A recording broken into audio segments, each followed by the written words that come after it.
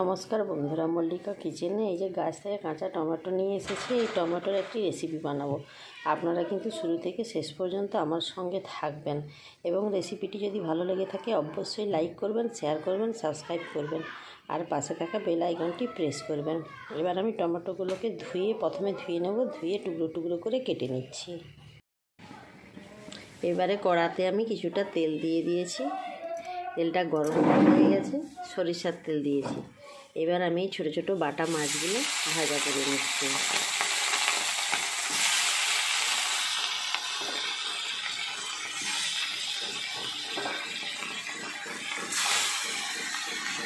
এভাবে সব বাটা মাছগুলো ভাজা করে নিচ্ছি। মাছগুলো ভাজা হয়ে গেছে, এবার নামিয়ে নিচ্ছি। ওই মাছ ভাজার কড়াতেই আমি আবার 2 চামচ তেল দিয়ে দিয়েছি। তেলটা গরমও হয়ে গেছে। এবার 5 ফোড়ন আর শুকনো লঙ্কা তেলের উপরে দিয়ে দিলাম।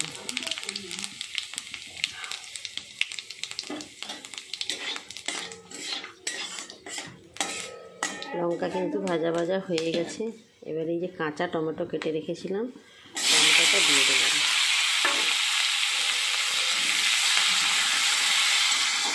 ভালো করে একটু নাড়াচাড়া করে নিচ্ছি। করে নেওয়ার পরে এবার এই ঢাকনাটা রাখা দিয়ে দিলাম। ঢাকনাটা খুলে নিয়েছি। টমেটোগুলো অনেক কিন্তু একদম মজে গেছে বলতে গেলে।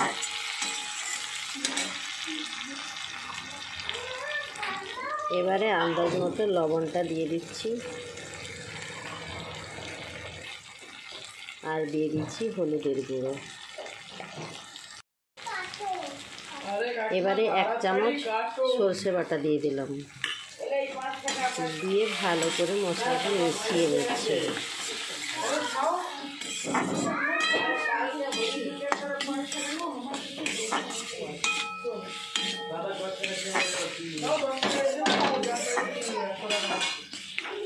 মেশানো হয়ে গেছে। এবারে আমি অল্প করে জল ঢেলে দিচ্ছি। এবারে আন্দাজ মতো জলটা ঢেলে দিলাম। ঢেলে দিয়ে আমি এবার একটা আবার ঢাকনা চাপা দিয়ে দিচ্ছি।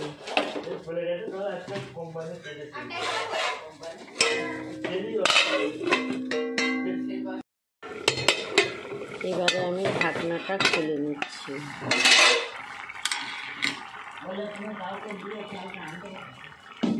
এবারে ভেজে রাখা বাটা মাছগুলো দিয়ে দিলাম।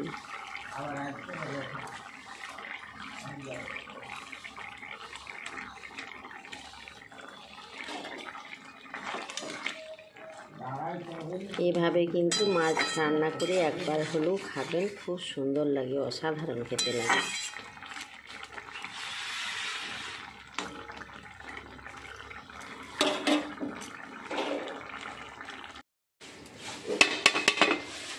এবার আমি ঢাকনাটা খুলে নিচ্ছি।